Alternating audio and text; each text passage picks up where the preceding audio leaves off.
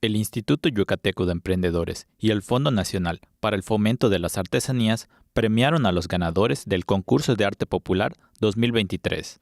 El director general del IYEM, Antonio González Blanco, resaltó que el concurso apoya el talento yucateco y detecta nuevos semilleros para continuar con el legado y la tradición artesanal yucateca. Para finalizar el año, se presentarán diversas oportunidades para promover los productos de los artesanos yucatecos, entre ellos la Feria Yucatán Ixmaquil, con la participación de 82 talleres de artesanos que venderán sus productos. Se realizará el tercer bazar artesanal Herencia Viva en el Parque de Santa Ana, del 16 al 19 próximos.